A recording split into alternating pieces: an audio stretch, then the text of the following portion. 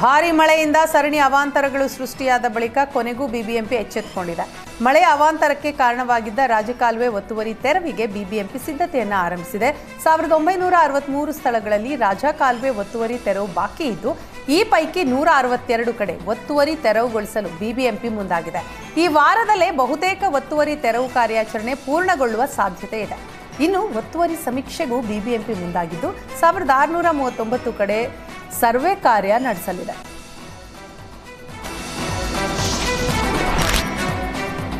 ನಿರಂತರ ಮಳೆಯ ಬೆನ್ನಲ್ಲಿ ಬೆಂಗಳೂರಿನಲ್ಲಿ ಸಾಂಕ್ರಾಮಿಕ ರೋಗಗಳ ಸಂಖ್ಯೆ ಕೂಡ ಜಾಸ್ತಿ ಆಗ್ತಾ ಇದೆ.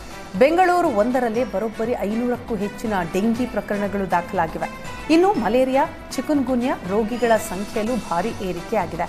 ಜೊತೆಗೆ ಕಲುಷಿತ ನೀರು ಸೇವನೆಯಿಂದ ಬರುವ ಗ್ಯಾಸ್ಟ್ರೋಎಂಟರೈಟಿಸ್ ರೋಗವೂ ಕೂಡ ಹಲವರಲ್ಲಿ ಕಂಡುಬಂದಿದ್ದು ಜನರಲ್ಲಿ ಆತಂಕವನ್ನ ಉಂಟು ಮಾಡಿದೆ.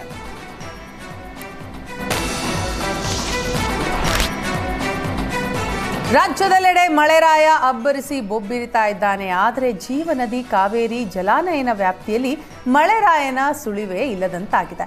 ಕಾವೇರಿ ಕೊಳ್ಳ ವ್ಯಾಪ್ತಿಯಲ್ಲಿ ಮಳೆ ಬೀಳದ ಕಾರಣ ಕೆಆರ್ಎಸ್ ಜಲಾಶಯದ ನೀರಿನ ಮಟ್ಟ 89 ಅಡಿಗೆ ಕುಸಿದಿದೆ. ಈ ಕಾರಣ ಬೆಂಗಳೂರಿನಲ್ಲಿ ಮಳೆರಾಯ ಅಬ್ಬರಿಸ್ತಾ ಇದ್ದರೂ ಕುಡಿಯುವ ನೀರಿಗೆ ಸಮಸ್ಯೆ ಎದುರಾಗುವ ಭೀತಿ ಶುರುವಾಗಿದೆ. ಸದ್ಯ ಕೆಆರ್ಎಸ್ ಜಲಾಶಯದಲ್ಲಿ ಕೇವಲ 15 ಟಿಎಂಸಿ ನೀರು ಸಂಗ್ರಹ ಇದೆ. ಈ ಪೈಕಿ 7 ಟಿಎಂಸಿ ಡೆಡ್ ಸ್ಟೋರೇಜ್ ಆಗಿದ್ದು, ಉಳಿದ 8 ಟಿಎಂಸಿ ನೀರು ಮಾತ್ರ ಬಳಕೆಗೆ ಸಿಗಲಿದೆ. ಪರಿಸ್ಥಿತಿ ಹೀಗೆ ಮುಂದುವರೆದರೆ ಮಳೆಗಾಲದಲ್ಲೂ ನೀರಿಗೆ ಹಾಹಾಕಾರ ಶುರುವಾಗಲಿದೆ.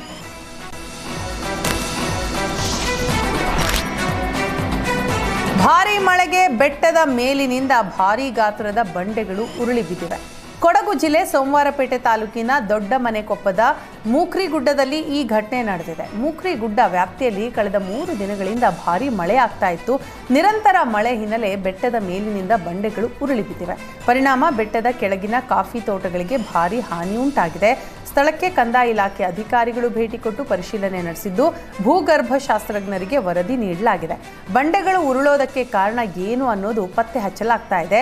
ಜನರು ಆತಂಕ ಪಡುವ ಅಗತ್ಯ ಇಲ್ಲ ಅಂತ ಕಂದಾಯ ಇಲಾಖೆಯ ಅಧಿಕಾರಿಗಳು ಹೇಳಿದ್ದಾರೆ.